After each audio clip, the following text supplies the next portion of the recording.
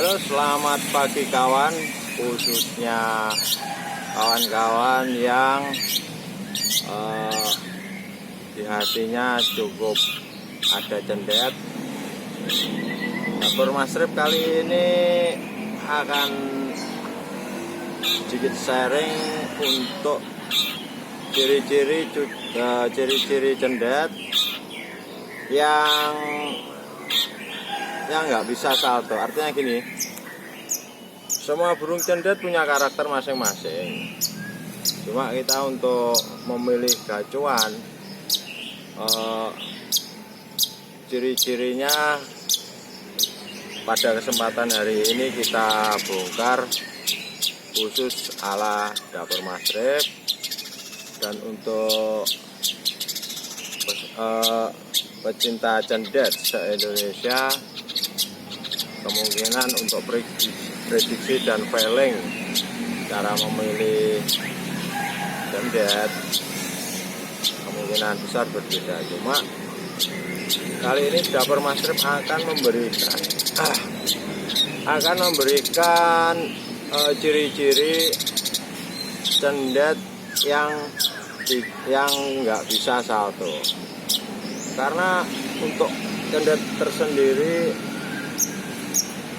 banyak masalah yang untuk memilih seorang gacuan, burung gacuan. Nah, untuk kali ini kita berbagi pengalaman khususnya cendet.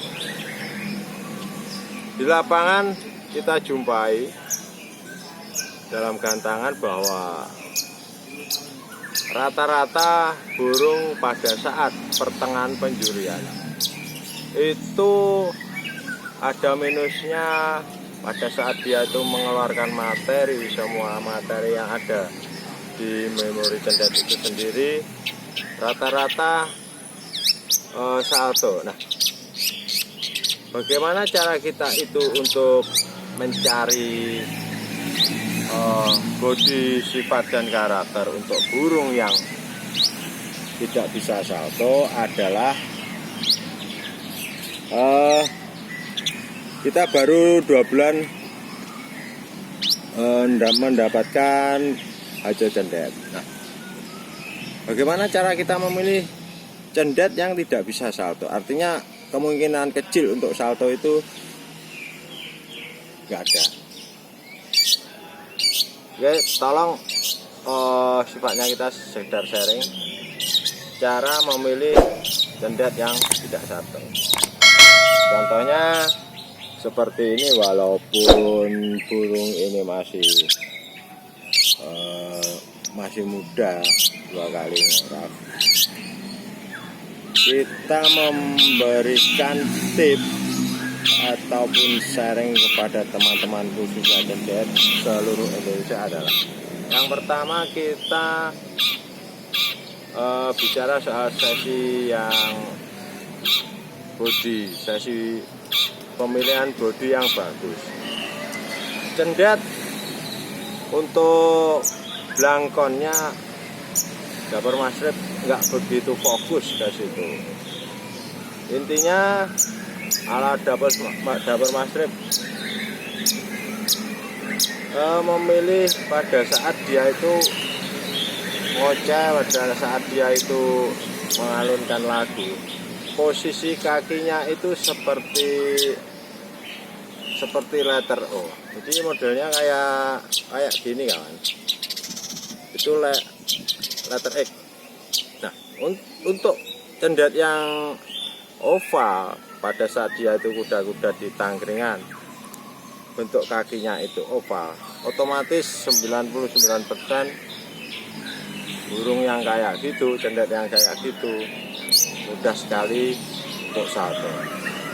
Kita cari yang aman, kita pakai teori alam cendet yang tidak bisa salto dengan ciri-ciri kakinya pada saat dia melantunkan lagu di tangkringan atas, kakinya letter X gini. Nah, untuk yang cembung itu rata-rata dia hobi sekali dengan salto atau meletek. Kemungkinan banyak yang tidak tahu ciri-ciri fisik daripada cendet. Nah, kesempatan kali ini kita ambil cendet dengan durasi lumayan. Dia nagen. Perhatikan kuda-kuda kakinya itu selalu letter X. Coba. Karena dia aktif mendengarkan suara asing, khususnya ada permasalahan memilih kaki yang letter X seperti ini, itu jarang kita jumpai di lapangan. Bahkan untuk di tingkat pasar seperti pasar-pasar yang besar, kita ngambilnya cukup sederhana. Cendet yang punya potensi, punya masa depan, ciri-cirinya yang nggak bisa salto itu kakinya X. Mudah sekali kawan. Untuk belangkon nggak masalah, yang penting dia punya materi bagus. Cendet yang dengan ciri-ciri sikir kakinya X itu minusnya banyak. Satu, cenderung dia itu nanti kalau di lapangan ketemu lawan, walaupun berapa jumlahnya, sah kalau settingannya bagus, dia nggak mau meletik, nggak mau salto. Ada nggak teman-teman kita yang seperti kita utarakan di dapur masjid ini? Oke, cendet yang bagus untuk mengurangi minus postur body. Kita lihat fokus satu titik ada di kakinya. Selama kakinya dia itu letter X, itu nggak bakalan untuk salto. Tuh, sedangkan hitamnya ada di kepala nggak perlu kita full, karena KTP dari cendet sendiri di semua daerah ada. Untuk burung gacoan seperti yang kita utarakan sekarang, belangkon nggak pengaruh, yang penting dia itu nagen untuk membawakan lagu, plus kakinya harus hilang. Sederhana kawan. Kita kenapa ambil yang repot-repot?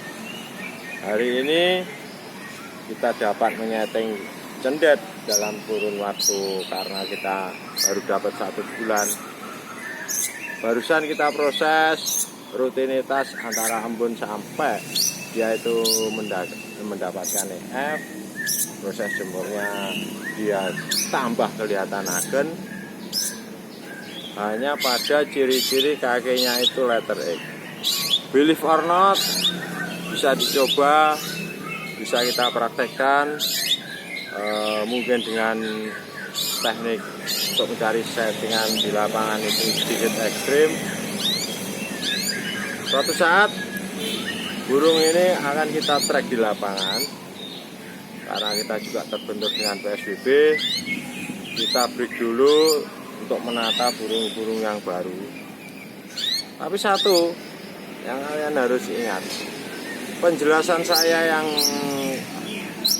di belakang tadi bisa kalian buktikan, walaupun kita ambil cendet yang dari kerobyok,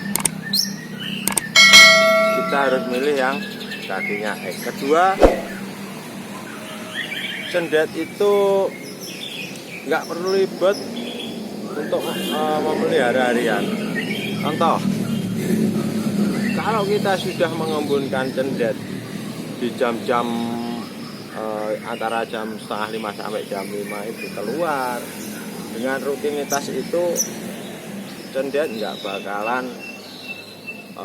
melentek atau nyamplak pada saat digantangan. Kunci yang kedua, proses pemandiannya itu kita harus mengikuti cendet itu tersendiri. Ada juga yang disemprot embun dari atas, ada juga cendet yang mempunyai karakter mandinya setiap hari tapi dicepuk. Cendet tidak mungkin kita kerambah, mandinya cukup dicepuk. Selama kita melihat cendet itu mau mandi dengan air minum yang tinggal separuh misalnya, kita harus waspada bahwa dia itu mau mandi, ya kita mandikan. Jadi untuk selama ini teman-teman kan nggak mau capek, dikeluarkan, diembun, kasih air, dia mandi. Nah, harusnya kalau kita melihat bahwa dia itu mandi di air cepok, burung itu artinya mau minta mandi. Untuk penjemurannya saudara, khusus sendet, setelah kita mandi kita kasih EF. Sistemnya lain dari jenis burung yang lain. Cendet ala dapur Masrep, kalau dia setelah mandi langsung diterobong baru dijemur. Tujuannya apa? Kita jemur burung basah dengan terobong kering, hanya untuk mengeluarkan fighternya dia, untuk meningkatkan daya dobrak supaya materinya itu keluar, terus lagi mengurangi salto yang sekian persen dari prediksi cendet yang bagus kakinya silang. Terus harian pada saat 24 jam kita nggak perlu memanjakan dia, artinya sering dikeropong, sering dijemur, sering, dan itu nanti malah merusak keinginan kita untuk mencari sektor. Terus satu lagi, suara cendet pada saat di lapangan kita nggak butuh volume. Karena apa? Begitu dia itu volume besar, tapi untuk durasi masih seperempat dari penjurian, rata-rata dia itu sudah capek, bunyinya monoton. Kalau ciri yang seperti itu, nilai dobraknya atau daya tempurnya fighter dia selalu over. Sederhana, kita nggak ribet, kita harus tahu, harus bisa menguasai lapangan. Khusus cendet, setelah dia mandi saya sauna burung basah, terobong kering, sampai dia itu nanti mau masuk ruang isolasi karena menginjak malam. Untuk EF-nya kita pakai setangga dulu, main 2, pagi 2, sore 2. Tapi alangkah baiknya burung itu nanti dikasih madu rasa lah, yang murah juga ada. Jadi untuk madunya itu kita campur dengan air, baru kita ambil dari spek, dari suntikan itu kita masukkan ke jangkrik, apalagi pancaroba seperti ini. Garis besarnya cari cendet, ekornya silang, letter X, terus mandinya rutin, embunnya rutin. Nggak ada 1 bulan burung yang kayak gini langsung bisa di track di lapangan. Sederhana bukan? Kenapa ada yang murah? Kita harus ribet-ribet yang mahal. Nyantai aja kawan. Terima kasih perhatian dari teman-teman subscriber yang masih peduli dengan Masrep Kicau. Saya di sini atas nama Masrep mengucapkan banyak terima kasih bagi yang masih menyukai konten kita.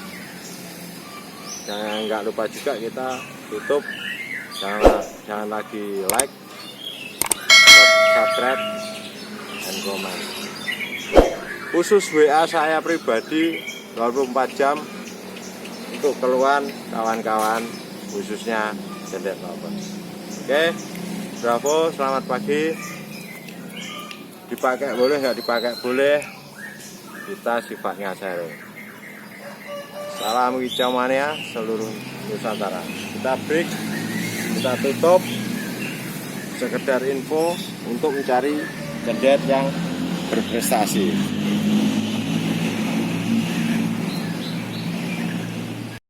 Jangan lupa like, share, dan subscribe channel ini.